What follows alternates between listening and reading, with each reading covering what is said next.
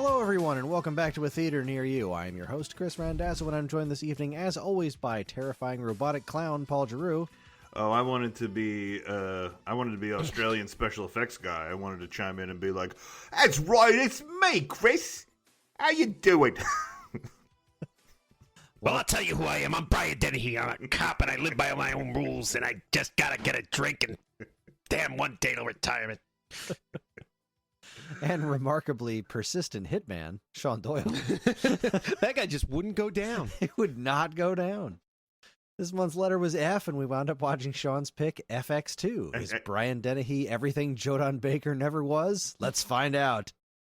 But first, how are you guys doing? What a pick it was. What a pick it was.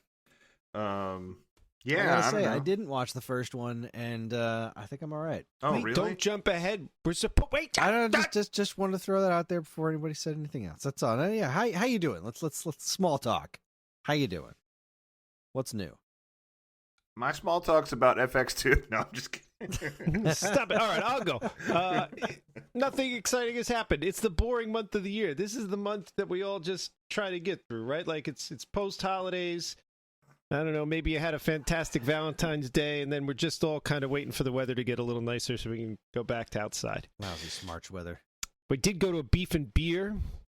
I went with a bunch of drunkards, and my friend Perrine. Usually I'm one of the drunkards, but it's Lent, so I'm not drinking. So I was sober, and Perrine was sober for whatever reason. And it's time at the end of the night. We're rallying up all the drunks, and like it's beef and beer. They do that like ticket thing, you know. You like buy like $20 worth of tickets, and you put them in the basket, and you get a thing. Sometimes I've never been to a beef and beer. As somebody who doesn't drink beer, I've never really seen the draw. I can get beef elsewhere. You know, so that it's for charity. It's always some sort of fundraiser spiel. What kind of beef? It seems like real generic. Like, is it burgers? Is it steak? Like, what are we talking about? It depends on the beef and beer you go to. This one was the hell did they have? This one was burgers, I think. I don't even remember. I didn't eat. I was just going to support. I was like, yeah, whatever. Let's do the thing. You know, charity. All right, great.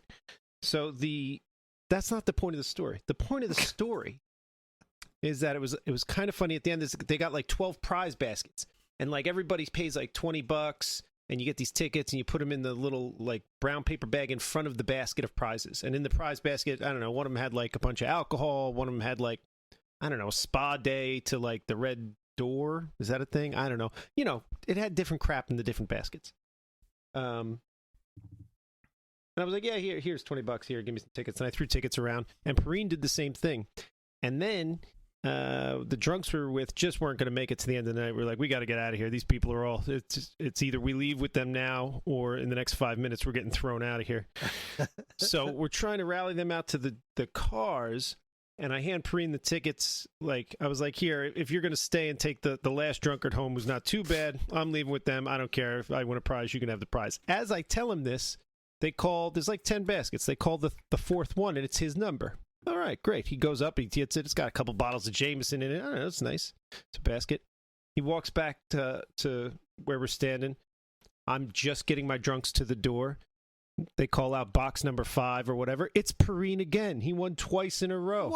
What? Ridiculous. That man's got the devil's luck. He sure does. I get my drunks outside. I get them into the car. He comes walking out. He comes up to my car. He's pounding on the window. He's like, as soon as he won his second one and went back to his like posted up in the corner spot, they called one of my numbers that he's now holding the ticket for, so he had to go up a third time. And at that point you're just getting booed. He didn't even stay around for the last couple. He just left with the 3 baskets, came up to my car. He's like, you won this. What was it? Yeah, what'd you win? Mine was like 2 bottles of wine. It was a bunch of candy in front. That's why I put my tickets in. It was like Reese's Pieces and Gobstoppers, and I don't know, a bunch of boxes of candy. I was like, oh, that one's for me. And I think there was like a $20 Uber Eats card in there or something. I thought you were going to say you won $10,000, and then Perrine took it and was like, it's mine. It's mine. So yeah, that's the most interesting thing that happened, because again, this is the boring month. This is just the gotta get through February, beginning of March, and then life is better again.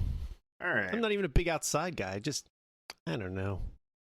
Well, it is a lot easier when you can just open the door and let the kids play outside. I will say that for this time of year. Yeah, walking the dog's nicer when it's nice. Right. You know, even going to the bar, you hang out outside. You're just standing around outside the bar. It feels healthier. I don't know. I like outdoors. You know, eating outdoors. Like when we had that fake nice weather for a little while there, when I didn't have to work down here on my computer, I can do some of my work. If it's just writing work, I can do that on my laptop. So I'll take that out back. And the dog just loved that. We were outside all day, and he was just the happiest he's ever been. Yeah. Just chasing squirrels and being on guard. But he was real confused by the whole situation because we've only had him in the winter. So he doesn't really know what spring is like around these parts. But it was quite lovely, and I do miss having that option. Just kind of windows open. It's right around the corner. The weather's been pretty nice last not too long, but we're like a month away from being able to rely on decent weather. Right? Yeah, that was bullshit. Fake spring here in New Jersey.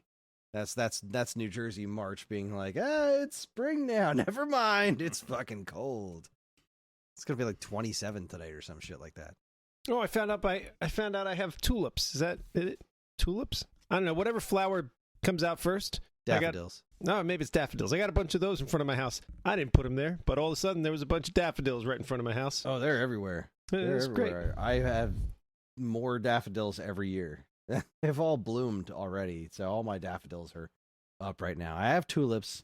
I have daffodils up right now. I have hyacinths that seem to come up earlier every year. The purple ones are already up. The pink ones will probably be up in like a week.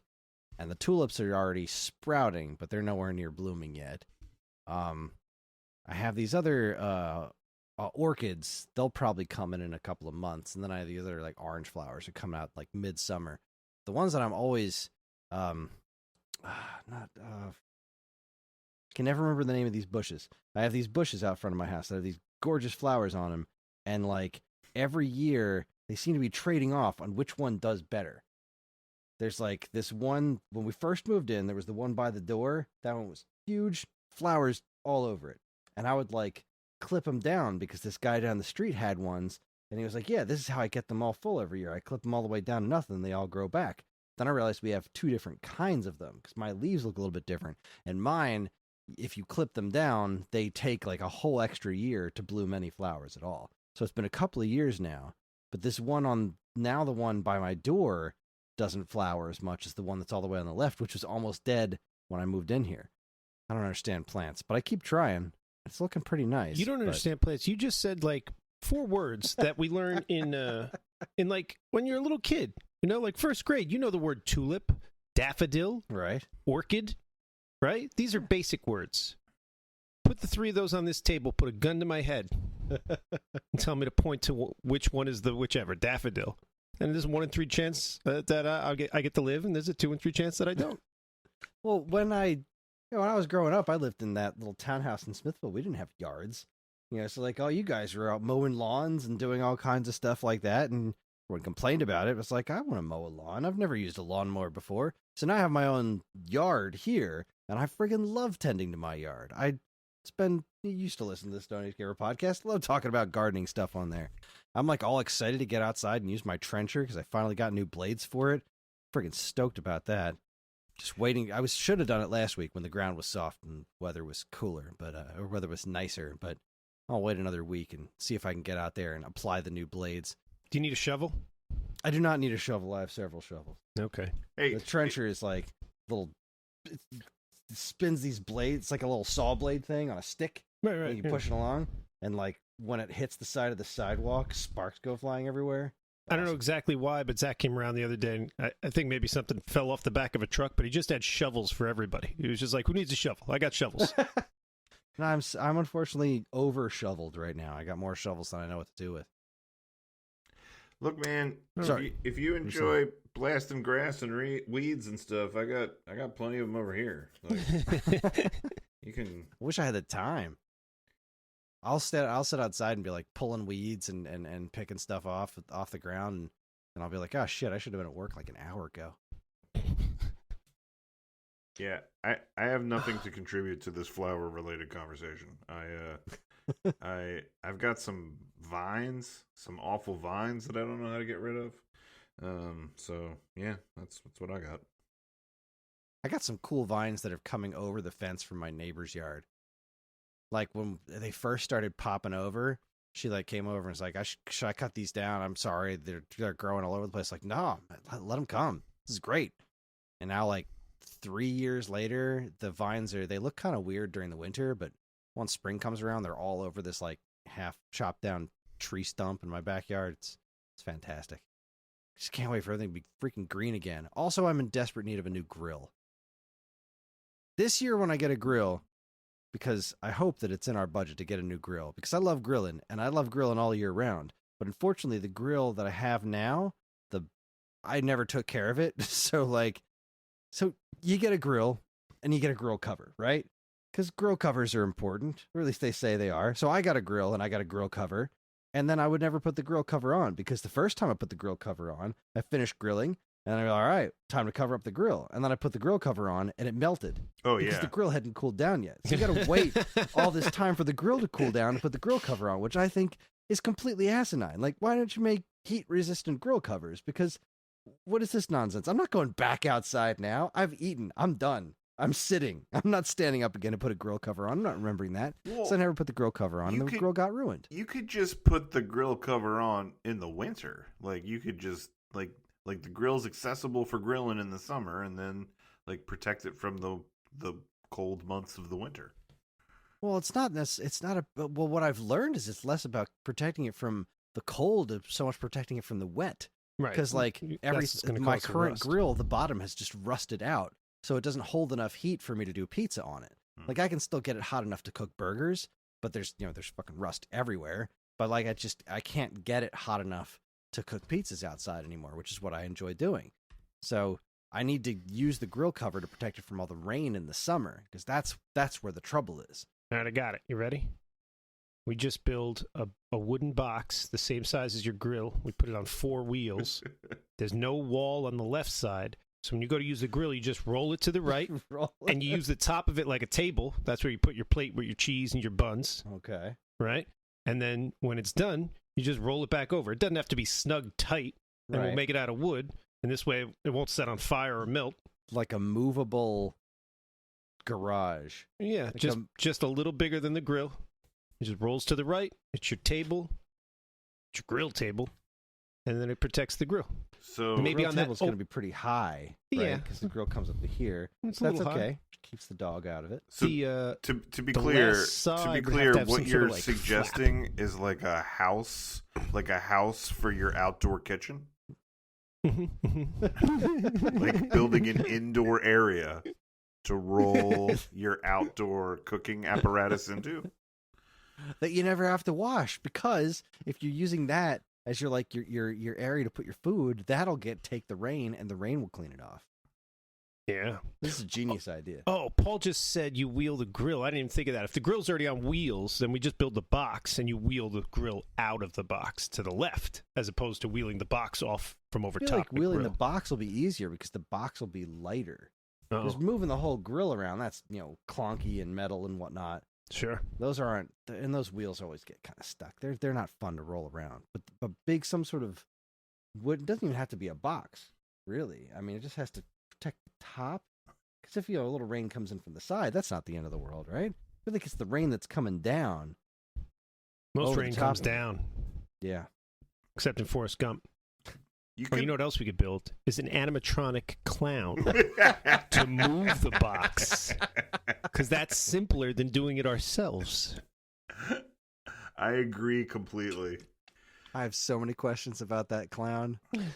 All right, I really want to talk about FX2, but I do have some movie related news that I wanted to report. All right. Chris has heard a little bit of this, but I guess I'll expound upon it for the sake of the audience. So let's see. I told you guys that over Christmas was, the first time we exposed Nate to to a movie of more adult content, Die Hard specifically. And then, you know, he got a taste for it. So then he's like, yeah, like I can watch grown up things, you know, and I think last time we recorded, I told you that, you know, we watched Terminator and T2, you know, mainly Terminator because I wanted to show him T2. And then Chris was like, "Oh, so I guess you had to watch all those Terminator movies now," because that's what he does. Like he gets on one thing and then he's like, "Cool, so we're doing this now, right?" And I was like, "No, like I managed to get him off of that. Like he didn't want to keep watching Terminator." And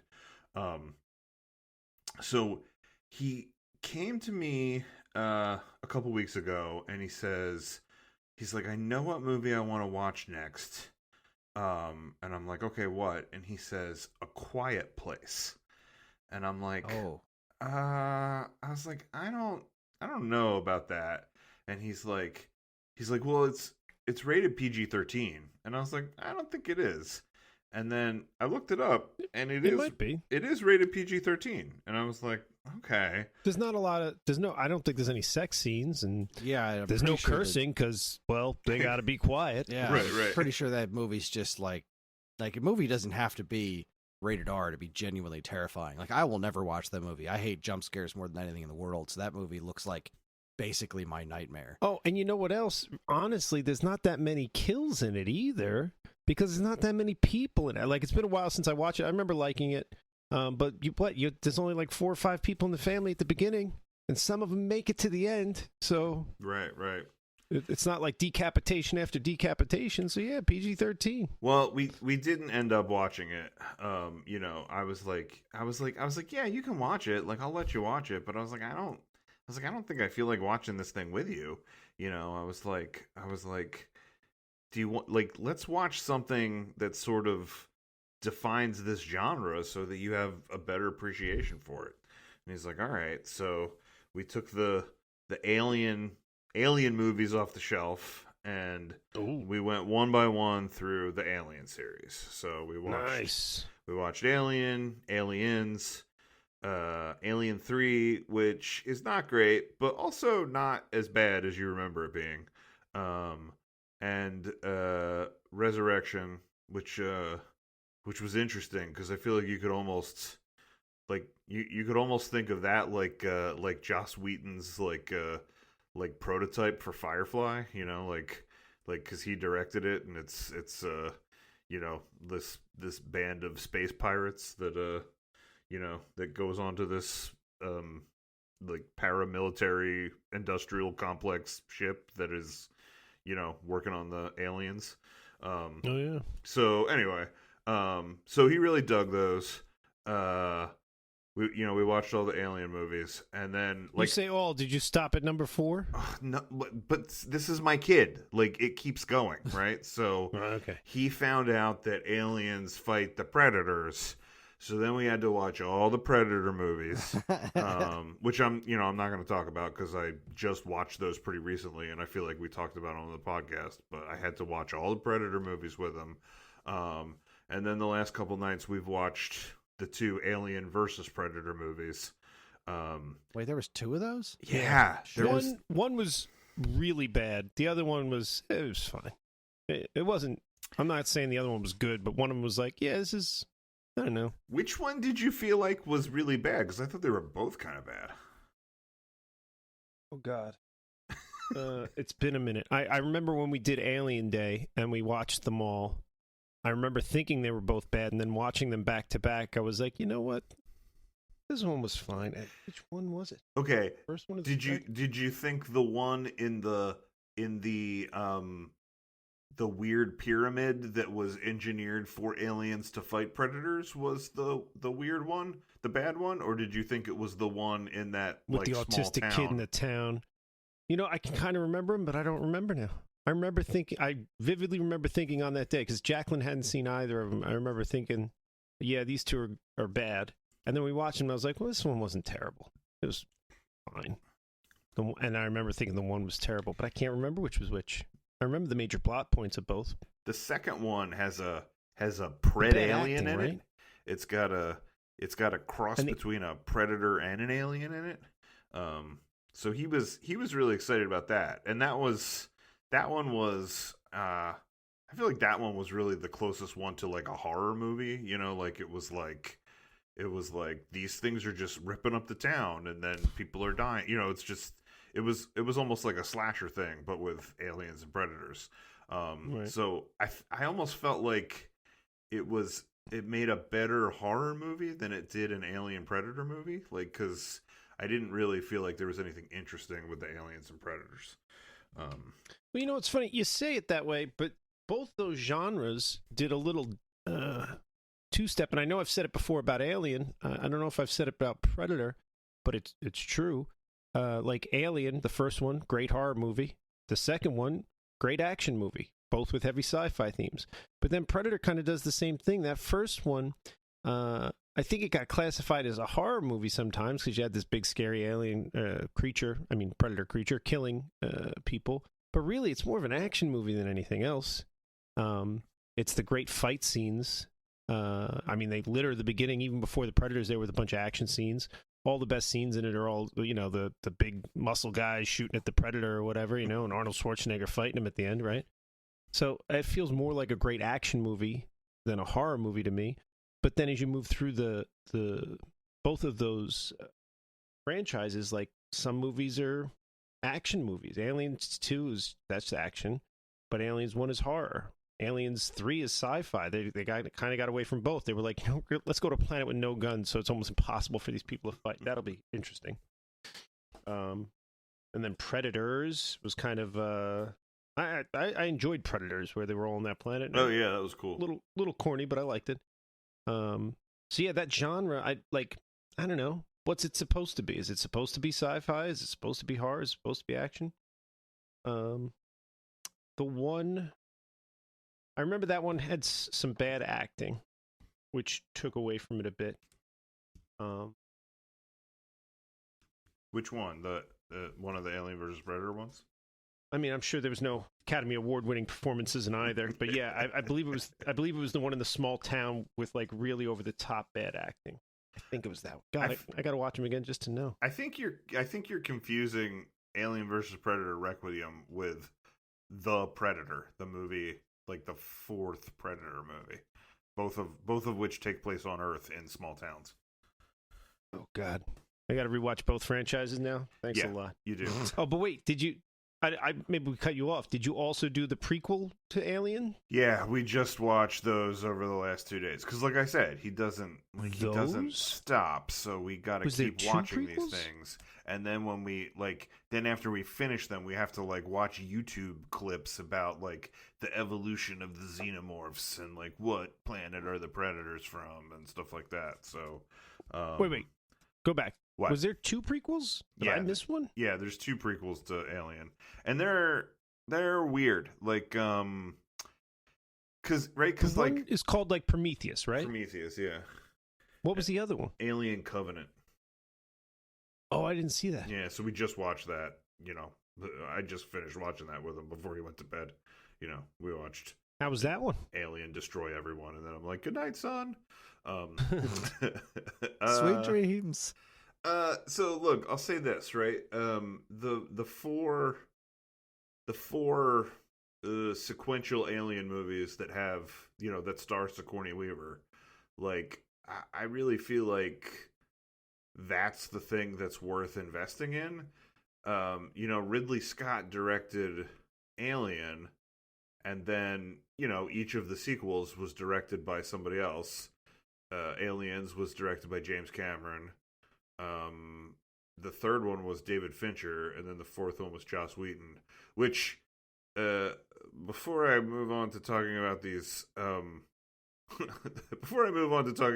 prequels, let me just say this: it's the other thing that's been fascinating is watching these after the Terminator movies, right? Because, so James Cameron directed Terminator and T2. And then Ridley Scott directed Alien, and then James Cameron directed Aliens. So with T2 and with Aliens, you have these 2 like awesome blockbuster summer sequels, both directed by James Cameron.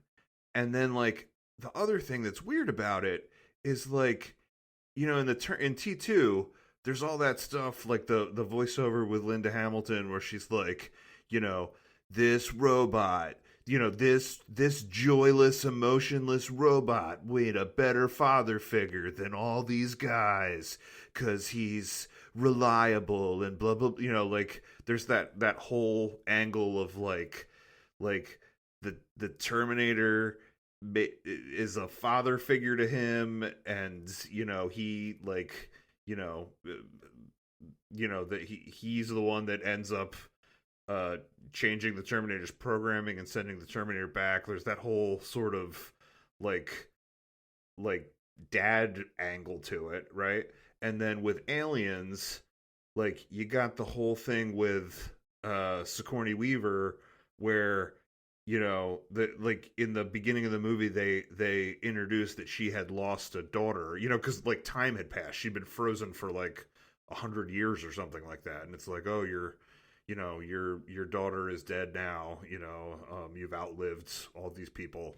And the little girl from the first one, right? The little girl from the first one survives, if I'm not mistaken, with Sigourney Weaver, but when she wakes up in the second one, girl's dead, that is the second one with the little girl, the little girl Newt on the planet. The little girl. So right. It's like she loses a daughter, but then like she sort of finds this girl who's an orphan, and there's this whole mother thing with that. And then you got the queen alien who's like trying to protect the eggs. And so like the battle at the end is like mama versus mama, like I'm gonna protect my kid thing. So like I just gotta wonder like what kind of family hangups James Cameron has, and like maybe you don't want. His parents were going through a divorce. Yeah, like maybe you don't want to go to Christmas dinner at James Cameron's house. Like that's all I'm saying. So I found that to be fascinating. One, and then the other thing that's fascinating, like this feels like the holy grail of Terminator, Alien, and Predator movies is. Did you guys know that Bill Paxton has been killed by a Terminator, an Alien, and a Predator? I did not know that. Yeah. Good for him. Wait, when was... I remember the Alien, that's the easiest one. The Predator one. Okay. So how was he killed by a Terminator? I didn't know this either. I had to like look this up, right? Bill Paxton is in that first Terminator movie when like it's almost the very first scene when like Arnold materializes in that like flash of lightning, and then he finds those three punks and he kind of like sizes them up, and it's like, oh, this one's wearing clothes that fits me, and he like beats the crap out of those like punk guys. Bill Paxton is the guy with the spiky blue hair. Oh crap. Yeah. Wow. Like he was probably like a, you know, teenager at that point. But that's awesome. Yeah, so Bill Paxton killed by a Terminator in the first Terminator movie, killed by an alien in Aliens with his, you know, game over, man. And then he's in Predator 2. He's like a detective or a cop or something, the sort of loudmouth, you know, crazy guy. Which he seems to excel at with those movies. But yeah, so yeah, Bill Paxton. Oh, I was talking about the prequel movies. Yeah, they're wackadoodle. Like it's like this real convoluted process for like creating aliens. Like it's like the oh god, there's creatures that are called engineers that like actually created humans, and then there's this like black alien goo that is a bioweapon that they're gonna send to Earth to kill us because I don't know, they think they made a mistake. I'm not really sure, but that's the thing that like creates the aliens. But then a robot guy like the problem is it doesn't contradict the Predator one? Oh, like yeah. In one of the Alien vs. Predators, it starts to tell you that the Predators made them to make better things to hunt. I don't think the Predators made them to make better things to hunt. I think the Predators found the ideal killing, you know, killing creature, the ideal hunter in the universe, and then it's like we brought them to Earth to like as a game preserve, you know. I don't think it's set up that they created them. I think it just set up that like they were the ideal foe, you know, and the predator is always looking to hunt the strongest thing. But it still kind of steps on what was happening in Prometheus. I remember watching Prometheus and feeling like it just missed the mark. Like it had all the elements of something that could have been great. Yeah, it felt epic. It felt like there was a lot of good ideas, and it just didn't. It didn't coalesce into a great movie. It was just fine, but it felt like it was so close, like just missed. Well, it's also like you had a different, you know, creative director type for every Alien movie, although they do feel a little more cohesive just because they all have Sigourney Weaver in them. And then you have a different director for every Predator movie. And then 20th Century Fox is like, we're going to combine these two properties. And then with Prometheus and Alien Covenant, you've got Ridley Scott coming back to Alien after, 40 years. So he was probably just like, I'm going to do what I want. I'll do what I want. Yeah, I don't love that do what I want attitude. Like you gotta work within the confines of what's already been put out here, you know? Like bold new directions are great, but you gotta make it work. You gotta, I don't know, stitch up the seams there and pull it all together. Because you know who doesn't do that at all is the Sony fucking Marvel movies with whatever that last final scene was in the freaking, with Michael Keaton showing up in the wrong universe, and he's just like, I guess this is happening now.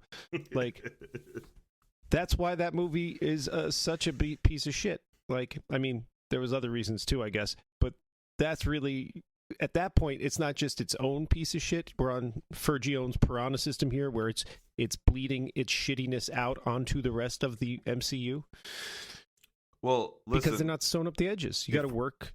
If we're gonna go down this rabbit hole, I'm going to start complaining about Madam Web, and we just do not have the time for that. Not $1. They're not getting another $1 from me. I hate Sony. They're dead to me. Well, I'll steal Madam Web off the Plex at some point, but I'm not supporting this. I'm not entirely sure I can even bring myself to do that. We will make another episode about Madam Web. We just don't have the time right now. Wow, my train of thought really left the station with that whole Alien Predator Prometheus, thing. Alien, well, no, this was the other thing that I want. I told Chris this, but Sean, you'll get a kick out of this. So yeah, just because he's on this like sci-fi monster kick, and like just really interested in this stuff, like to a degree that like, I mean, it's. I couldn't be more proud, but it is, it is a little bit of a like, calm down, buddy.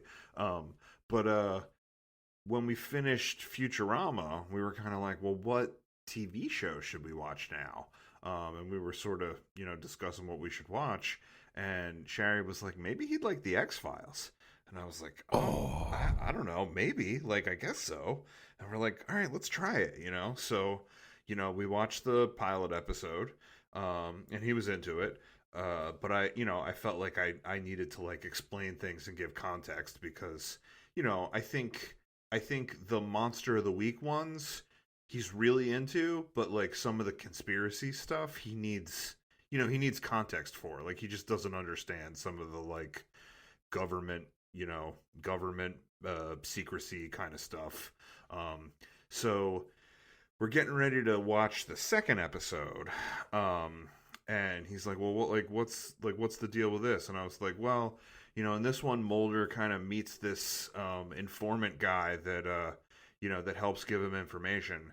And I was like, I take a minute to like try to think about how to explain it, and I'm like, all right, do you know anything about Richard Nixon? And he's like, a little bit, and he starts rattling off some things, and I was like, well, that he, resigned from office. And it's like, yeah. And I was like, so he, he spied on You know, he had people spy on or steal things from the Democratic national offices, campaign offices in the Watergate Hotel. You know, and I was like, the guys that broke that story, there were journalists named Woodward and Bernstein, and they had this informant that was named for a raunchy movie at the time.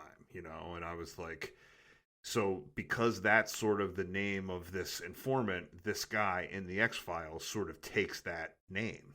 And Nate's like, well, who's the guy?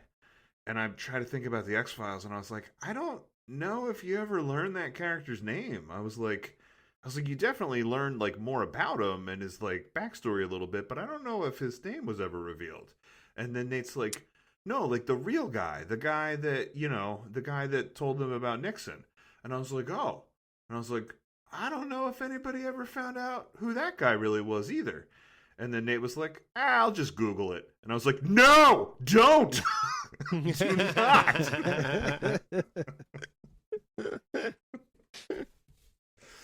So that's my story. Yeah. Good stuff. Good stuff. I was not ready for him to have the relationship he had with the internet, and I certainly don't want him looking that up. That's going to be a whole long explanation if he looks that one up. Yeah.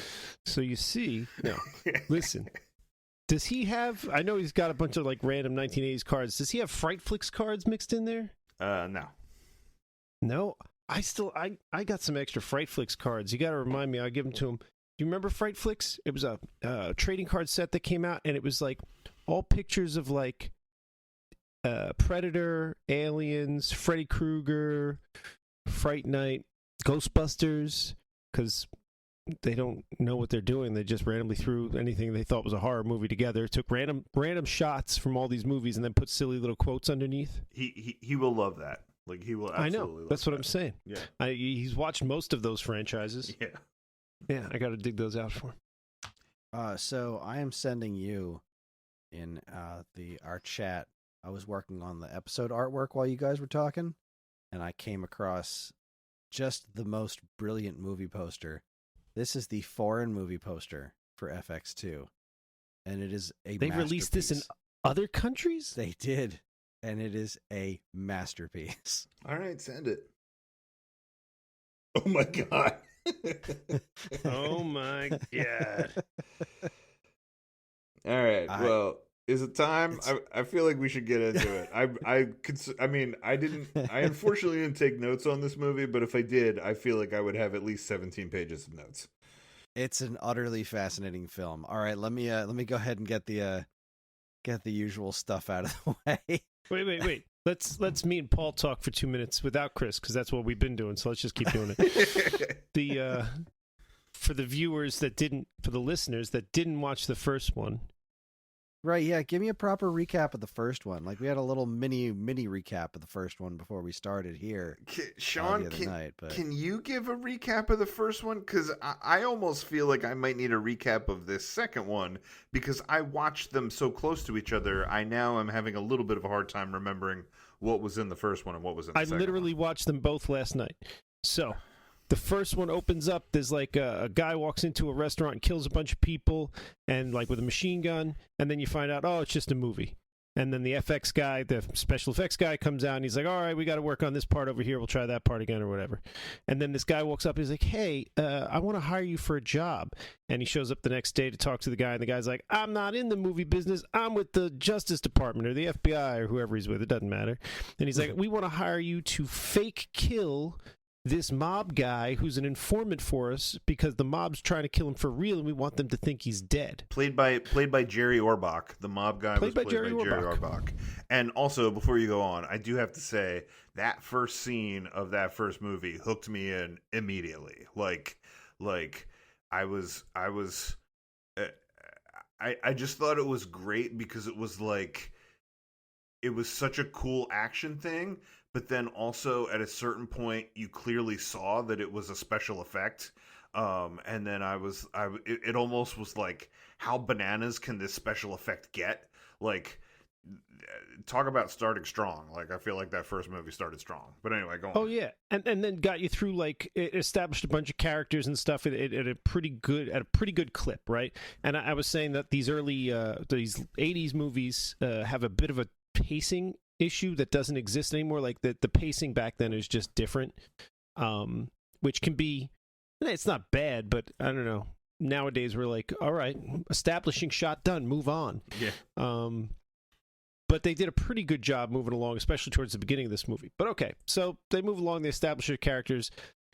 You've got Brian Dennehy comes in, and he's a cop who plays by his own rules, and he's this close from retirement, and he's also this close from getting fired, and his chief is sick of him, right? Like, just every stereotype that a cop could be. They're like, Brian Dennehy, do it hard. I think Brian Dennehy doesn't come in until they're on the hunt for Raleigh, until they're on the hunt for the special effects guy. The special effects guy. So when he goes to kill Jerry Orbach, mob boss Jerry Orbach,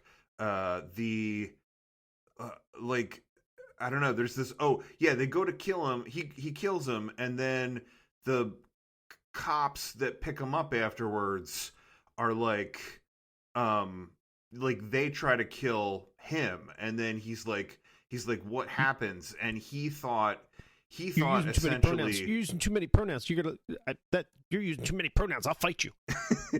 wait, I can fix it. I can fix it. Okay. The special effects guy does a fake hit on Jerry Orbach. Afterwards, the cops try to really kill the special effects guy, and he gets away, and his only conclusion is that he thinks he actually killed Jerry Orbach, that they swapped the guns, and that he has been set up as a patsy. Right? Exactly. Yeah, okay. That's it. Go on. So then the rest of the movie is special effects guy being on the run from these crooked cops who you find out at the end they didn't kill Jerry Orbach. They just wanted everybody to think that, and they wanted to kill Raleigh so that there was no Raleigh, the special effects guy, so there's no tie-in. So he's just on the run from them. He crosses paths not until towards the end of the movie with Brian Dennehy, who's a good cop who's kind of chasing down the same leads, figuring out that he doesn't think Jerry Orbach's really dead, and he thinks that, you know, these cops are crooked, and they follow leads, and they end up at this mansion with all the bad guys at the end, and special effects guy systematically goes through the building and kills everyone. Yeah. Using special effects, because it's fun and clever, and look, that man's dead now. Similar beginnings, similar ends, with a big sort of showdown at the end where he employs special effects. Also, both movies had a little bit of a twist in that, yes, Jerry Orbach was still alive, and he made a deal with those crooked cops to disappear him, and he was supposed to pay them a ton of money. That was the thing.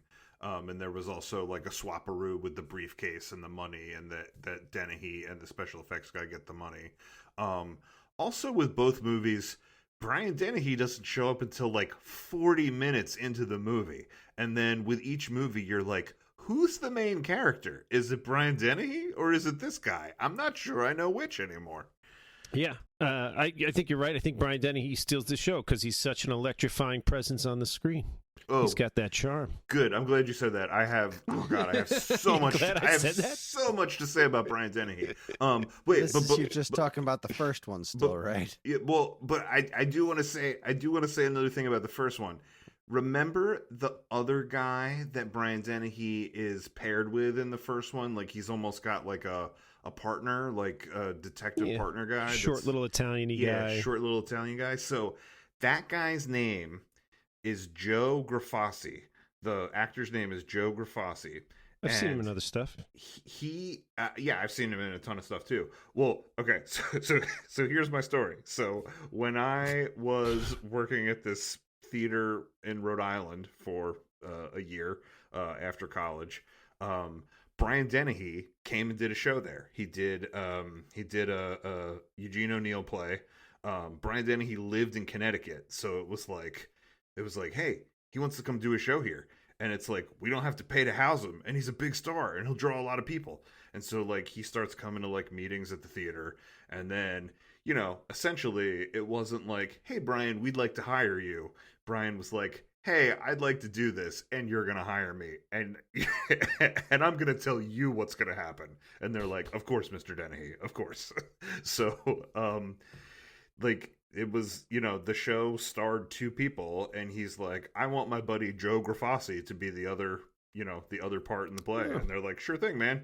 So these guys were friends, probably from this movie. Now that I've seen it, I'm like, I guess this is where they met. And, you know, they were in this show together or whatever. So, you know, all of us that, like, lived at the intern house, like, we got to know them on, you know, backstage and things like that, right? And so when the show was running, it was running during the month of my birthday, and Sherry and my roommate Rachel at the time were planning my birthday, and they're like, what kind of party do you want to have? I was like, I don't know. Let's have a party where we combine 2 things. And they're like, what's that mean? What 2 things? I'm like, I don't know, like space and luau. And they're like, all right. So, like, we invited all these people at the theater to our apartment for a space luau. And so, like, we're spreading the word. And then, like, my buddy Tyler was like, hey, I invited Brian Dennehy. And we're like, no, you didn't. And he's like, yeah, I did. So, like, everybody's joking all night about Brian Dennehy showing up. But weird enough, Joe Grafassi showed up to my space luau. And, like, I sat and hung out with him for a while. It was super weird, but that's definitely a thing that happened to me. Oh. Amazing. Is it? It's a funny story. Yeah. I don't know that. I don't know. All in. That's All right. amazing. That's Says amazing. me. Sure. Let's do it. Love it. Joe Grafassi. Oh. All right, so we're done with FX1. All right. Let's get the basic bullshit out of the way. Sean, Greg, Melissa, Karen, and I watched this at my house via nefarious means. We didn't have any snacks. We didn't do the snack thing, but we did watch it in my newly reorganized basement, which I think was cool. And I did drink, I'll give it a plug, I did drink non-alcoholic Corona, which I just found for the first time. It's actually freaking great. It's really, they nailed it, which is wonderful. I had non-alcoholic chocolate milk because I'm me. Is it my turn? I guess it's my turn. Yeah. How did you watch it? And then I'll talk about the movie. You jokers watched this movie together. So, yeah, I watched FX the night before, and then the next day I woke up and why was I home? It's my day that I work from home. So, once I finished a Zoom meeting, I went downstairs and I watched FX2. Working from home, quote unquote. I'm doing air quotes right now. So, because I watched it in the middle of the day, I still had my coffee, so I sat and watched it with a coffee in my hand.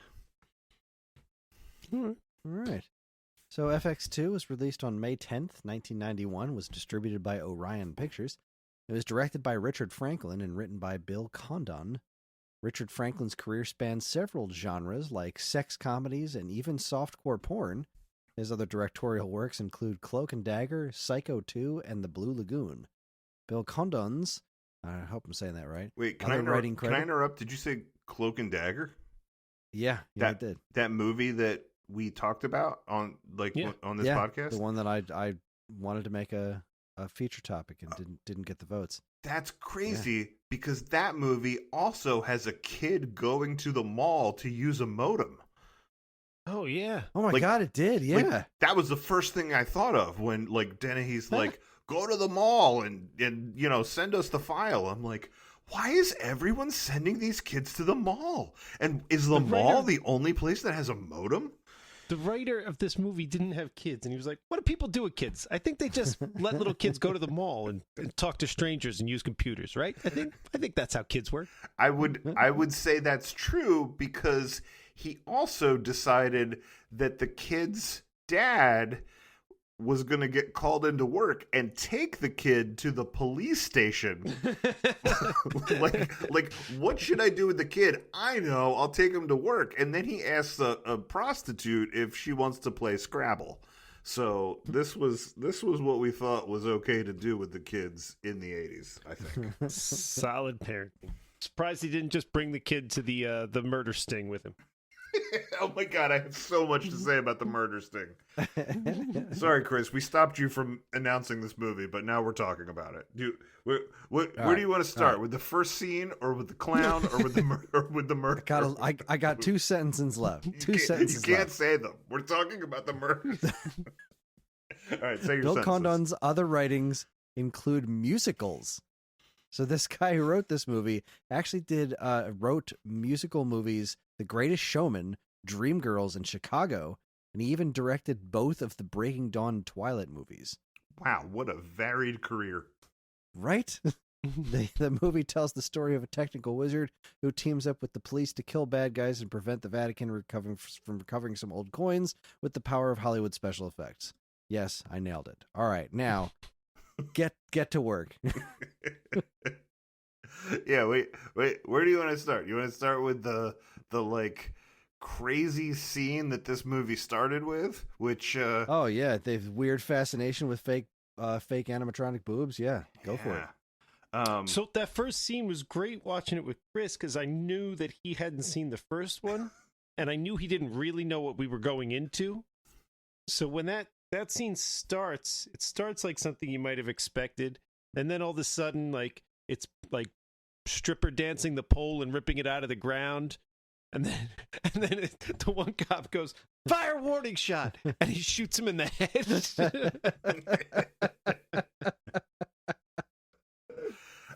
He's like, "That's no woman, then kill it." Like, I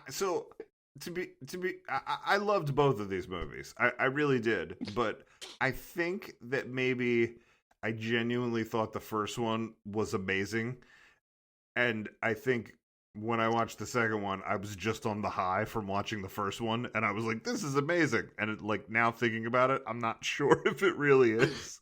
But the thing that scene had going for it was when it started, it was similar to the beginning of the first movie, where it skirted the line between like, is this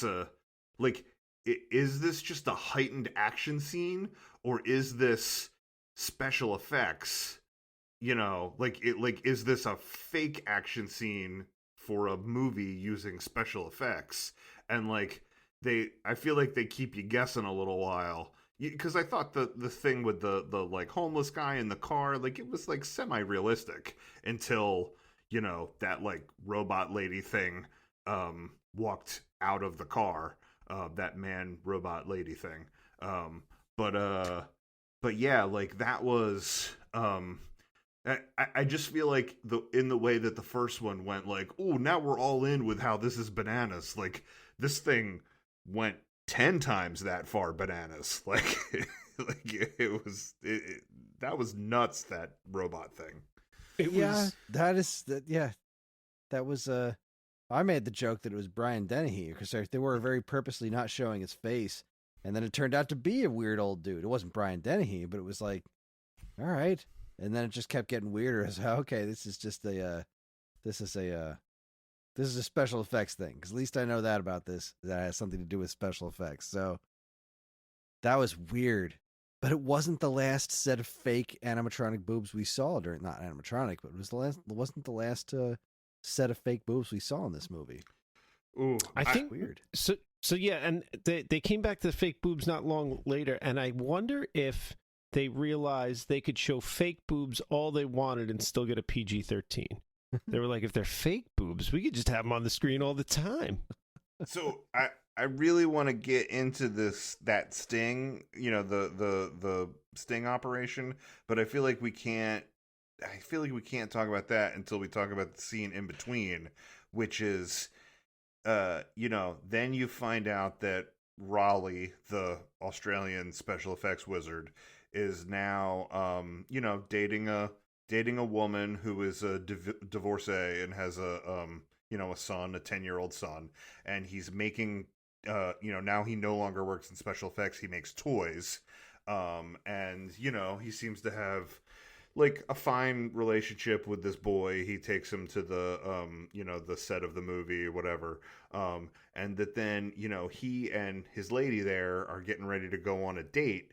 And like he's messing around, he's not ready. And then she's like, "What are you doing?" And he has this freakish clown robot that can be controlled by getting in a suit. Which, like, I don't know if this qualifies as a special effect, but then again, at this point, he's not working on special effects. He's working on toys and gadgets. But, like, also, the special effect that governs this gadget in the movie is that, like, he's got to get in this weird suit, like he's manipulating the clown, and clearly the clown is just a person dressed like a clown. Like, maybe a small person? I'm not sure how big that clown was exactly. Oh, yeah, it was definitely a smaller person because the clown looked pretty deflated. I know sometimes they would flip it out and it was just an empty suit, like when it didn't have to do anything cool.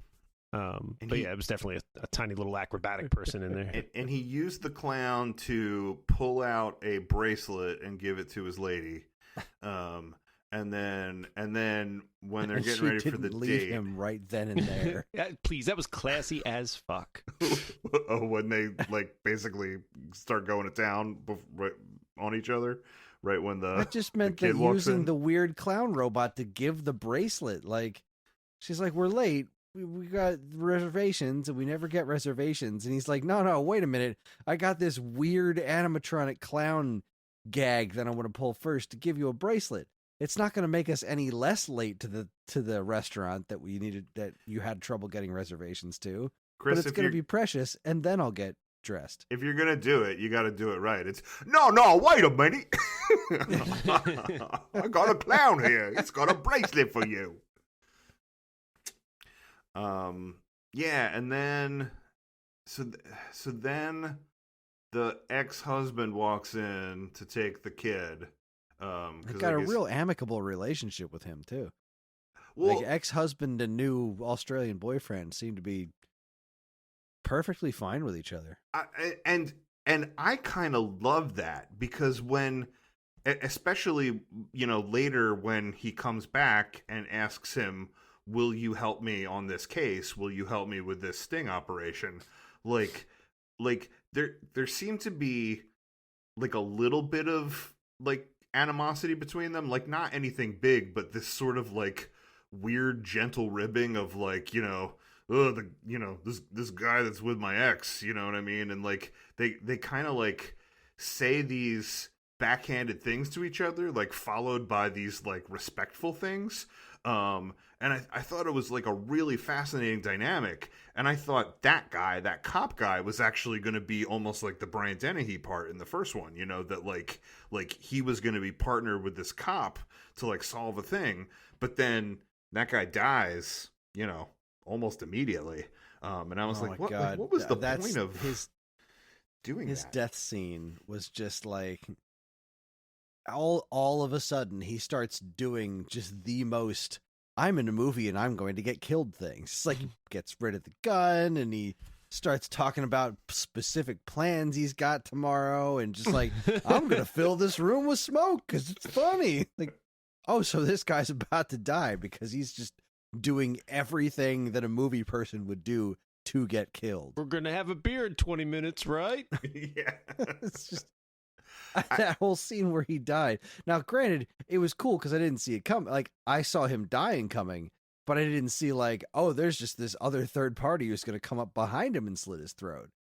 And I will also say about that, the attention to detail. Me and Melissa were talking while watching it of like the attention to detail on that. Like when that dude came out and the bad cop shot him, like his knife was clean. Like that was, and it was super obvious, but it wasn't like the camera didn't linger on it or anything. It was just like the knife was shiny clean as he was coming over it. And I noticed it. And when the cop was talking about how that guy killed that guy and he was laying down on the ground, his knife was all bloody. I was like, oh no, his knife was clean in that last shot. Something is awry.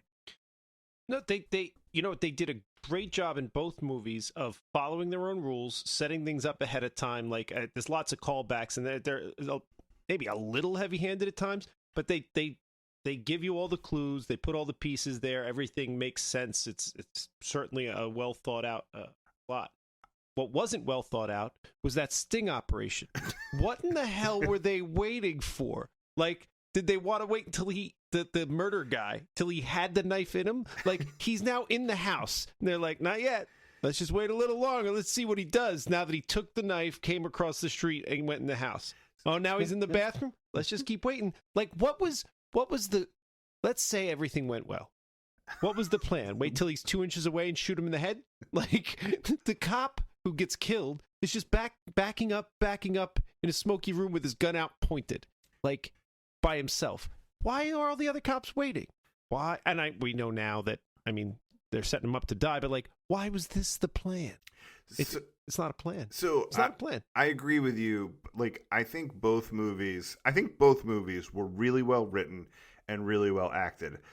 I feel like the problem with this second movie was just that they were like, we had some stuff in this first movie that was bananas. Like, it was earned, but it was bananas. And now we have to out bananas the first movie. So like that, so bring on the fake boobs. Yeah. So that sting operation, like, I'm not gonna say that none of it was necessary, but I guess I would also say if you're the cops, you probably shouldn't need to enlist the help of a special effects wizard. Like the cops probably should have been able to do that sting without a special effects guy, right? As that montage of him planning it's going on, I'm like, I cannot imagine the NYPD has the budget for this, because Right. I've watched Law and Order. That's not exactly the documentary series Law and Order, but still, I cannot imagine they would approve the freaking finances it would take to create this elaborate special effects nonsense to trap this peeping Tom, even if he was a serial killer or something.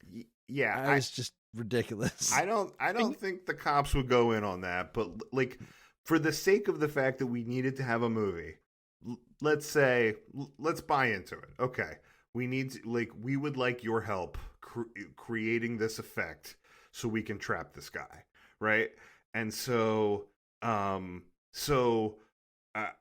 also feel like they sure got a performance out of that girl, like the girl who was the intended target, who's being stalked by a serial killer. Like, she comes to the police station and she does a dress rehearsal with the shower. Then they're like kicking all the skeezy cops out. They're like, all right, dress rehearsal's over, boys. Now she's really going to take off her clothes, So then conceivably they film her in the shower so that they can then have a projection of the shower in the window, which, seemed overkill, right?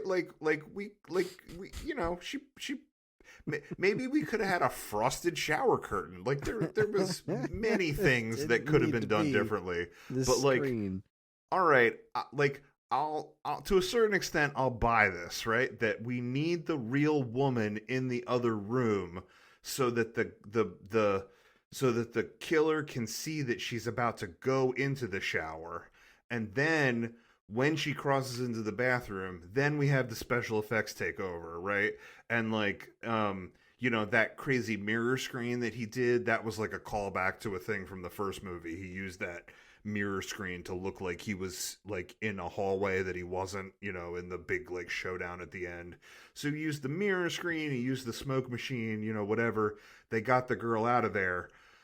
But then after that, I would say that Mike, the police officer, the kid's father that got killed, he did not need to wear fake boobies.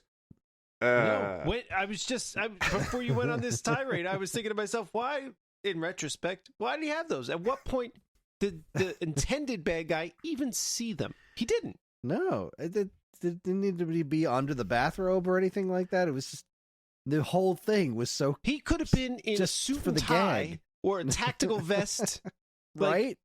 By the time that guy gets in that smoky bathroom and can see him, he's now in the bathroom. Again, how close did we want this murder guy to get before we said, this is the police, you're under arrest? Like, I think he couldn't see him when he was in the apartment. He couldn't see him until he was walking into the bathroom. I think the guy just wanted to wear fake boobies. I think he was like, I'm going to bond with my Australian new... this is the guy who's seeing my wife, and I'm going to get him to make me a pair of fake boobs. And then when you squeeze the nipple, I want to be able to talk to you, even though I have this Dick Tracy watch. This will never be revisited. But was that a joke? Was it really that if you squeeze the nipple, you talk to him? Or were they joking? couldn't tell. I have no idea either. I thought he was serious. I assumed he was serious, yeah. I mean, they could have... Yeah, he didn't need to be in the fake boobs. I don't even know that he needed to be in the bathroom. I would argue that if you were going to say that all of the special effects and her going into the shower and then them sneaking her out the door was necessary, by that point the killer's already in the building. They should have had one guy go into the bedroom and the other guy be like, in the apartment next door or like down the hall or something like that. So that as soon as he came in the apartment with a knife, both guys could have, like it almost felt like what was the plan? Like how, like, did they want the knife inches from his chest before someone said, stop? Like, what was the plan? Well, I guess the plan was for the cops to take out Mike, to kill Mike. Which is fine and all well and good, except why did Mike go along with the plan that was, let's just have him come in the bathroom, he'll get in the bathtub with you, and then we'll arrest him. Why did Mike go along with the bad plan? Yeah. Because Mike was obviously bad plan. Because he was excited about wearing these boobies. Like, I think he didn't realize how bad the plan was because he was so swept up into the fact that he was getting this special effects work done. That's all I can think. All right. Well, it's problematic at best, but we're rolling with it. Yeah. I mean, I could talk about this sting for like another 3 hours, but it was the so what and side note on that crooked cop in the Sting who rubs the knife in the blood, that guy also plays a crooked cop in Dream Team. And then Raleigh, the special effects guy, sees the actual killer escaping in the stairwell, and he chases him outside, but he gets away. But also he like later on he cleans up the footage, which I thought was hilarious too, because it was like this pixely footage, and he like keeps pushing buttons and it like scans and becomes like perfectly clear. And then he totally just enhance like that. Yeah. And then he sees the killer's face, and then he like looks up and the killer's like in the room with him, which like I don't know, does this guy like not lock his door? like I'm sort of having a hard time figuring like how that guy got in and crept up on him without him. He's a professional killer. He's a professional killer. I'll give them that one. Okay. But that sets us up for the clown fight. The clown fight. Which, as I said when we watched the movie, I don't understand where like this movie has terrible reviews on Rotten Tomatoes. I don't understand where it comes from. 10 out of 10, no notes. Wait, sorry, no, I got. It just occurred to me. If you have this hyper realistic's not the word. If you have this animatronic clown thing, animatronic person, whatever, like thing that you can control from a distance, so specifically that it can even like fight a guy, why wasn't that thing in the shower? Right? Like Put some fake boobs on Bluey. Yeah, the cop could have been in the other room, and you could have put the doll that you could control in the shower. Why did they put the real guy in the shower as the target? It doesn't make any sense. So the movie can happen. Well, Bluey's a robot. He can't be anywhere near water. Right out. You know what? Honestly, I'm not even sure why anybody had to be in the shower. Just when you leave the back door with the girl, just lock the back door. The guy goes in the front door, lock the front door. He's trapped. He's in the apartment. Fog machine. Oh, right. And you had the recording of the lady in the shower. The show. Anyway, all right, let's move on. Sorry. I'm just getting angry now. Oh, yeah, so he fights, he makes the clown kill the guy, or wait, does he kill the guy at that point? No, that guy, he does kill him. No, I mean, he kills that guy because he splits his spine. I mean, right in two. But then that guy recovers from having his spine broken in half from a fall onto the back of a counter. He springs back. They take him outside and they kill him again. But, he drives off from that one too. How do they kill him? Is he still alive? I honestly don't remember his death scene. I remember him surviving, apparently being beheaded when he drove his car under a truck. But that's right. Oh, then he seals his face in plastic and he just gives up. Right? Yeah, he pokes the hole in there and he's like, "Well, I guess you got me." Got ya? Why didn't that fight continue at that point? Like, why was that guy just like, oh well? Yeah, I get it. You can't breathe, but his arms and legs are still there. And then that was later in the movie, right? Yeah. That was a bit later. That was in the grocery store, right? That meat packing thing. Yeah. Okay. Yeah. But then after he gets away from the killer in his apartment, is that then when Dennehy shows up? Yeah, Dennehy comes and rescues him at the end by killing the killer again. Yeah. He's the one who kills the killer for the second time. Because like I said, 40 minutes into the movie, Dennehy shows up. Yeah, that was like the only note that I wrote down. Like, wasn't Brian Dennehy in this movie? And then I thought it was closer to an hour, but yeah, it was. And then it just immediately became a totally different movie. Like, it was all about this Australian guy. And then all of a sudden, Brian Dennehy shows up. And, it's just me personally, I could not stop making comparisons between him and Mitchell. It's just the whole time watching him, just like, oh, this guy is really unappealing, but the movie wants me to think that he's actually really appealing. And he just strikes me as a slightly more charismatic Jodan Baker, and this is not great. I thought he was incredibly appealing. Right? I just looked at him like, what is this woman? Why is this woman flirting with him at all? He just seems like a complete scuzzbag. Ew. He lived in an apartment building, and when you opened his apartment door, it was just a bar. There was no living room, kitchen, bedrooms. Nuh-uh. Just a bar. Fully operational bar. Who takes his alcoholism very seriously. All right. Hear me out.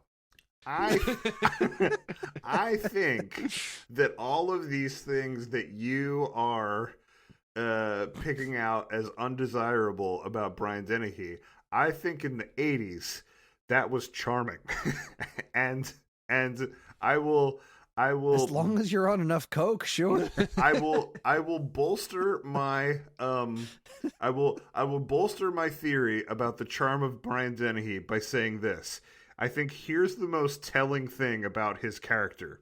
So you realize that when he and Raleigh meet again, that time had passed, right? Like 5 years had passed, right? Like it's been something like 5 years since the first movie. How long did they say how long it had been?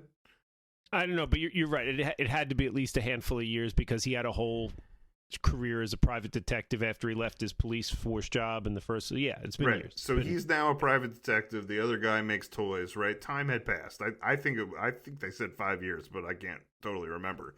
That means that somewhere within that time, Brian Dennehy went back to the other guy's apartment took that monster, brought it to that bar that he lives in, put it in the closet, and was just waiting.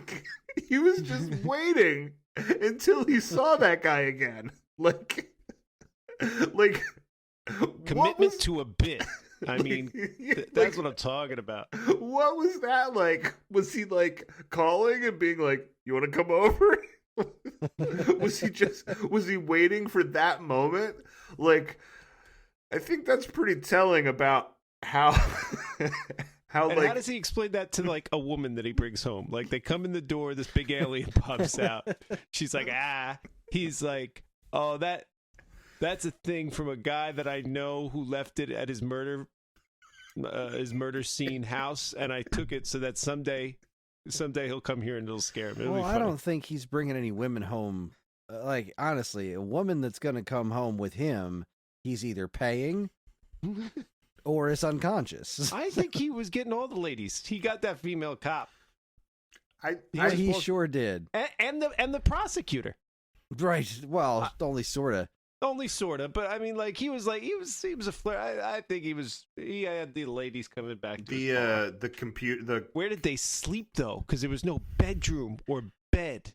There was just a bar. You're talking about the cop that had was the computer analyst or whatever. Yeah. Poor Velez. She was all she wanted to do was go to Jamaica. Yeah, That's all she wanted. just go to Jamaica with doughy Brian Dennehy and relax on the beach, and instead he took her to a street cart where she became the victim of a hit. Right, the drive-by shooting where they were aiming for Brian Dennehy, who's like 4 feet wide, and they wound up missing him with every shot, but the dude who was making the food and his girlfriend both got shot. They were on either side of him. They were on either side of him, so they just completely missed the middle. The giant doughy middle. They just completely missed it. I just have to say this for the sake of the podcast. I feel like we're saying a lot of disparaging things about Brian Dennehy. I thought he was amazing in this movie. Like, I'm sorry, I was blown away by him, and like, I feel like you forget how good of an actor he is. Like, I mean, certainly he is a notable stage actor, I mean, I think he I don't know, did he win Tonys? Like, I think he won a Tony for Long Day's Journey into Night. I think he won a Tony for Death of a Salesman. Like, I feel like you can't really get higher than that. So like, but I feel like we don't know that part of him. We know him from like, kitschy pop culture things that he did, like Rambo First Blood, or like when he was a good movie. I know, but like, the first one gets a lot of crap. That first one's a good movie. But like he's definitely kind of like a character actor in a lot of things, like Tommy Boy, where he plays Chris Farley's dad, which is like perfect casting, like that's the kind of stuff that we remember him from. I thought he was so great as this. Like, I love this detective character. I could have easily watched 4 more movies about this detective and this special effects guy. Like, how this didn't become a series of like 6 movies, I don't know. Because apparently I it turned into a TV TV series. Well, how do I watch that? It doesn't have these guys though, right? I don't know. Yeah, it has. Cameron Daddo is playing Raleigh. Is that the same guy? Oh, Cameron Daddo. I don't know who that is. I don't think it's the same guy. No, they got a different dude playing Raleigh. It's not. The guy that was Raleigh was named Brian Burke, and then, then the other Brian Dennehy. What was Brian Dennehy's character's name? Mick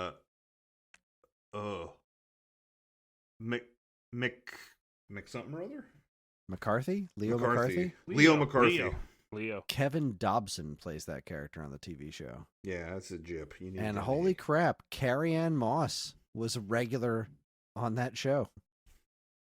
Jeez, and this was from 1996 to 1998, so this is pre-Matrix. Right Carrie before Ann Matrix. Moss. She went from this to the Matrix. Wow.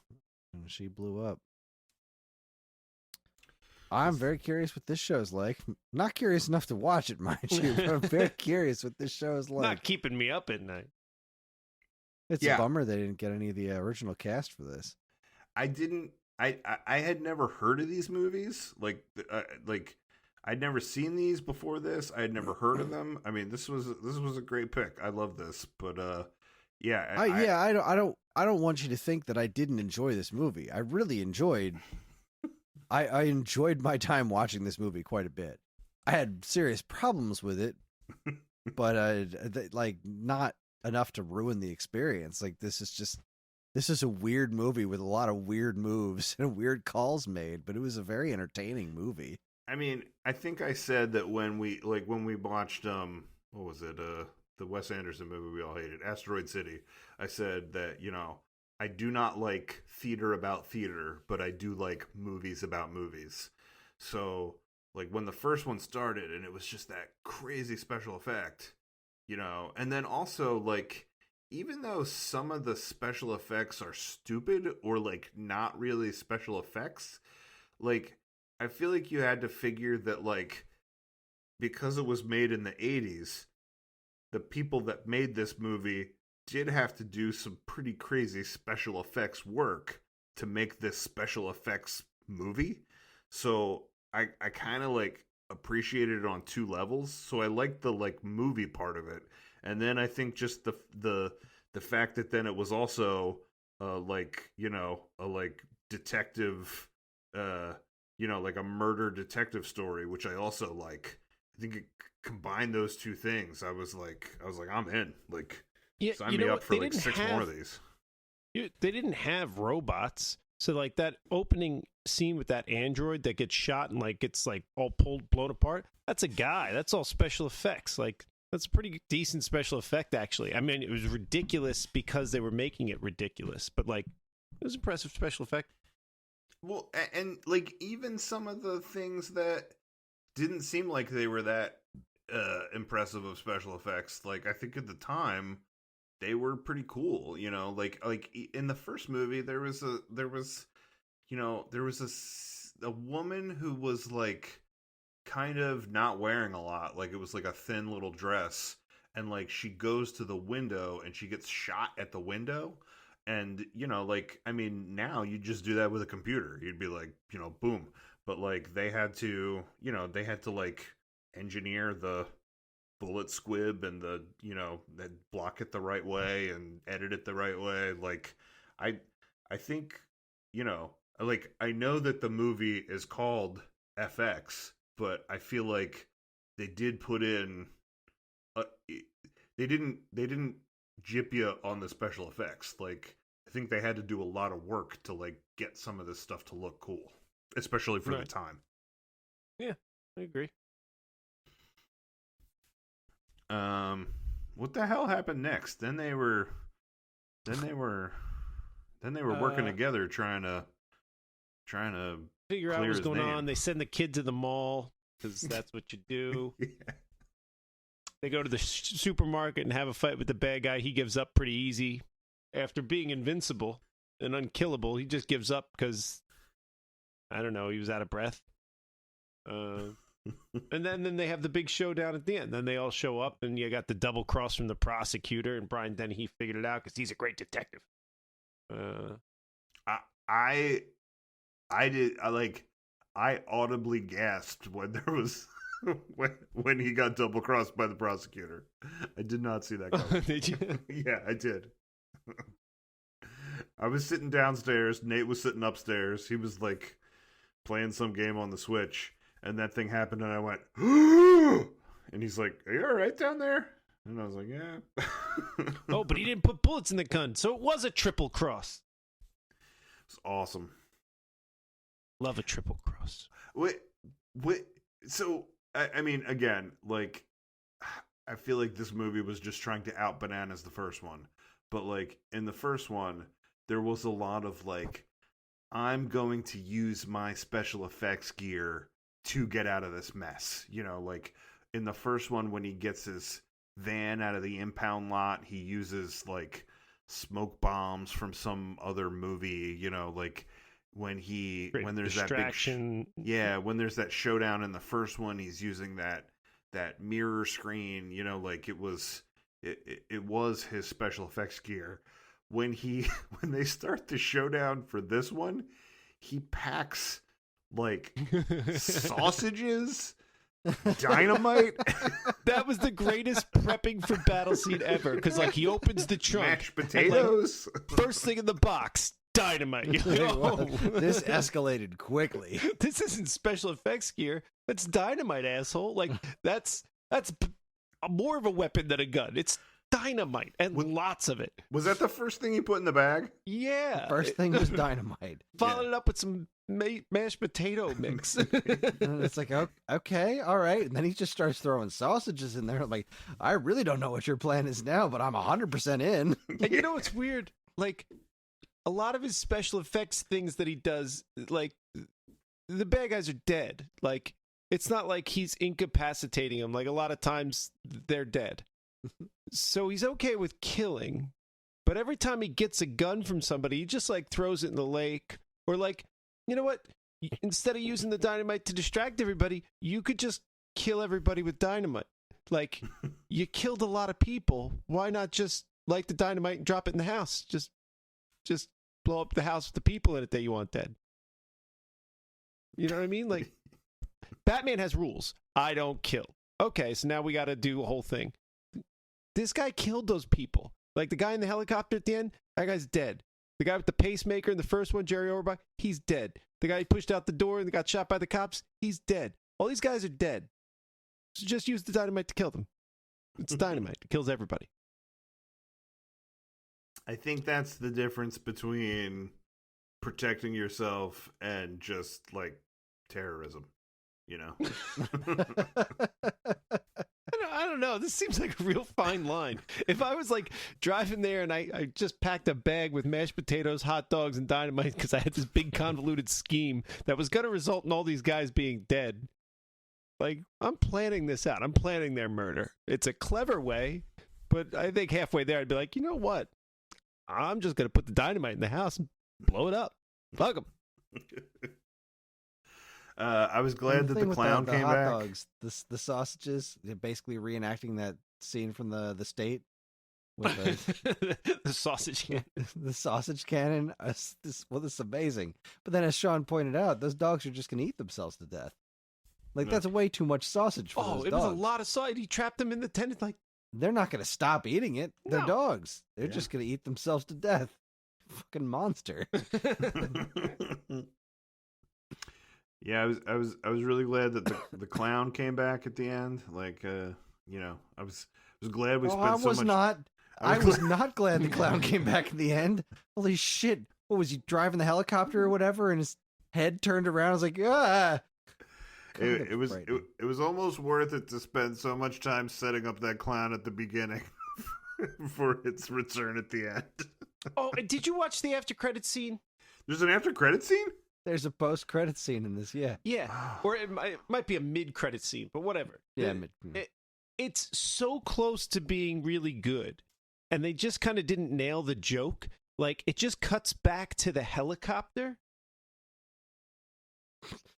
and like you hear the crooked cop. He's like all you needed was for him to be like, "Oh God, somebody help me," or something like that, and you would have nailed the joke. But instead, it's like, I think I got it. I think I got it. Like, it wasn't. It was a good concept for a mid-credit joke, but I don't know. The execution was poor. Yeah, It's just pointless. the movie did feel like it had some, like, problems with tone. Like, like I really do feel like it was written. I feel like it was written and directed well. And maybe because I watched them so closely on top of each other, I'm feeling that way more about the first than the second movie. Because I think both had bananas things, but I think the stuff in the first movie was a little more earned than in the second movie. Yeah, it almost kind of makes me wonder, like, if this were to get made today, like how would it be cast? Because I think those guys were great, and I don't think I would want to see this with anybody other than those two guys. But like, that it's not really like star power. It's not. I don't know, and like Raleigh almost seemed like was he supposed to be like a hero, or was he supposed to be like a goober? Like, was he supposed to be like Jim Carrey a little bit? Like it. Sometimes the tone of the movie, I was like, what are you guys going for? I think he was supposed to be cool the entire time, even though he was just like... That's why he was shirtless in jeans. Exactly, shirtless in jeans on multiple occasions. And he had that, like... Can we talk about the architecture of their freaking apartment, too? Like, what was that space? He's got that weird elevator thing that he would, like, climb on and ride up and down. Like, it was just a very, very strange apartment. And you know what? The bad guy walked in with confidence and used that elevator pole to ride up to the loft area.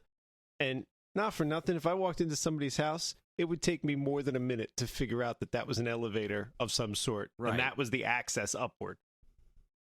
I think it was good directing. I think it was good production design, because I feel like that apartment really explained Raleigh, like in the first one, his apartment was filled with his like horror creep show creations.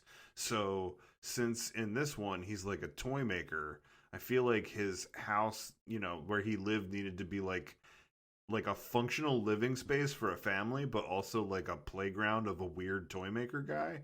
And like, I don't know, I feel like it pulled that off. It had the elevator, it had like these weird red pipe railings, it had those stairs that was really just one beam, but with like stairs on either side and no railings, which probably isn't safe, especially when it's going over top of those steps that are fish tanks, in that very functional kitchen.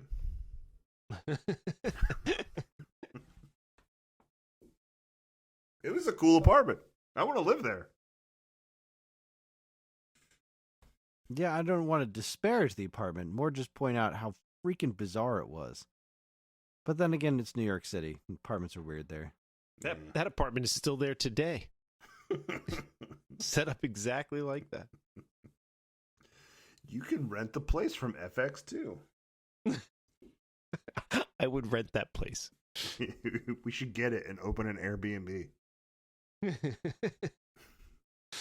Now stay where Brian Dennehy wasn't, because there was no scenes where he was in the apartment, but he was in a movie where someone was in this apartment. Oh shit, this is our money-making scheme. Let's open a couple Airbnb properties. One of them will be that weird apartment that Raleigh lived in with all of that weird stuff and the fish tank and the sliding pole and the stairs. And then the other place will be Brian Dennehy's dumpy bar with the animatronic monster in the closet. Everyone will be like, there was nowhere to sleep. That'll be all the reviews. It was a perfect recreation. There's no bed. Oh, it was amazing. Brian Dennehy was amazing. That guy was amazing. They were both amazing. All right. Well, I'm done. Yeah. I'm giving it the thumbs up. I'm saying watch it. Oh yeah, I am too. I'm almost curious enough to go back and watch the first one. It held up much better. I think the first one's better than the second one. It held up much better than some of the other random 80s pulls that I've come up with, like from my childhood, where like then we watch them and it's like this did not hold up. These held up fine. Yeah. Yeah. I did realize I was watching these when I was like 9. In retrospect, I'm like, I don't know, I should have been watching these when I was like 9. It was a little questionable. Yeah, I loved every minute of it. I'm not sure how I'd never seen these movies before, but I'm not surprised I've never seen them, but I am surprised I've never heard of them. These guys just were completely off my radar. Yeah. This was a great pick, Sean. Thank you. Good work. Thank you for doing this. I'm glad. I'm glad. All right. Well, I guess we better start figuring out what we're watching next. Oh, I got mine. Wait, can I ask a question? Yeah, absolutely. are we gonna do 3 picks for this movie, or are we gonna do the movie that's coming out in movie theaters that's the sequel to the last time we had to pick a G movie? Oh, shite. The timing really did work out kind of perfectly on that, didn't it? Huh. I'm fine with that. My pick's kind of bullshit. Yeah, my pick's utter bullshit. I mean, I'm prepared either way. I just thought that, because last time this happened, we were like, well, there's a G movie out that we all want to see. And, like, this is literally 26 letters later, and it's the sequel to that movie. Yeah, I mean, like, it's going to be a while before we record and post another episode, but... When's that movie come out? A couple days, I think. Like, yeah, like this weekend. Yeah. All right. That sounds like a plan to me. All right. Maybe Well, we can then, make it just sound- for funs and giggles, what were your picks? I was coming in with Ghoulies. Oh, God. Ghoulies. Okay. What do you got, Paul? My pick was going to be Goodfellas. Oh. The Martin Scorsese's mob movie, Goodfellas. It's the thinking man's Ghoulies, you know. I've heard it called that before. My pick was going to be Gigli because I've heard it's the worst movie ever and I've never seen it. No, but we talked about it last time. Yeah, we talked about it at length. Yeah, but I didn't watch it. We're not going to talk about it again. What did you think of it this time, Paul? You know what? Fuck it. I'm voting for Chris's. No, my pick was actually Get Smart. Oh, okay. That was good. Get Smart was good. I remember it being good. I'm curious if I would still think it's good. I remember seeing it, thinking that movie was great. It's kind of bummed they never made any more of them. I love the TV show. Yeah, Steve Carell did a really great job. It was like, I don't know, it just seemed like all the pieces were together there. I don't know why that didn't go anywhere. I don't think anybody watched it. Weird. I didn't watch it, or at least I don't remember it. I don't think. Yeah, it's a good flick. Who All right. else was in it? It was Steve Carell and The Rock was the villain. The Steve Rock was the Carell- villain? Well, spoilers. I don't know. I think that was meant to be a surprise. It was Remember the old TV show? There was always that one agent that was like hiding in trash cans and stuff. Uh-huh. Was The Rock that guy? No. Oh, okay. No, it was Steve Carell and Anne Hathaway and Alan Arkin and The Rock. I forget who played the guy who was hiding in stuff. Like, there was a whole scene with it was Bill Murray played Agent was it? 13. That's Yeah. fine. That was a good flick. I really like that movie. I want to watch it now. I think I will. But I guess we should watch Ghostbusters. What is it, Afterlife? No. Deep Freeze? Frozen Empire? Frozen 2? Electric Boogaloo? Frozen 2. They're going to get sued. You can't call it Frozen 2. Frozen Empire. Ghostbusters Frozen Empire. Yeah, I guess we need to go to the theater and watch that. Yeah, it makes sense. Yeah, right. It's happening. We're going to the theater. Comes out March 22nd. No, Paul, where are we going? We're going to the movies. To the movies. The movies. The popcorn. The pretzels. The previews. The movies are back, baby. What the hell are you talking about? What am I talking about? I know what he's talking What are you about. That's on what I'm about? talking about. It was a whole thing. It was a whole bit he did. It doesn't matter. Okay, Chris, before you went to the movie theaters and you were held hostage right before it started by Nicole Kidman telling you about how sometimes heartbreak feels good in a place like this. Before that, it was Vin Diesel and this was for the marketing of Fast 9, and this was like at the tail end of the pandemic where he's like, the movies, they're back. Feels good to be back. So that was me. I was doing Vin Diesel telling you that it was good to be back at the movie theater. While your bit is funny, your Vin Diesel is terrible, and it's quickly becoming more of a Burgess Meredith. It's the only way I know how to do Vin Diesel. So, the movies. I live my life a quarter mile at a time. Yeah, you're right. That is Burgess Meredith. I'm ashamed. I'm sorry. When's that coming out? Fast 11. When the hell's that coming? We have another year. I did start watching them in reverse order. 2025. I'm like halfway through.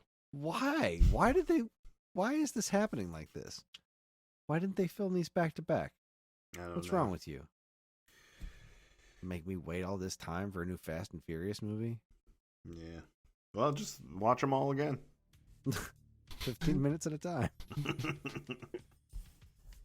We got a whole year. You only have to watch like 2 minutes a day. You'll get through them all.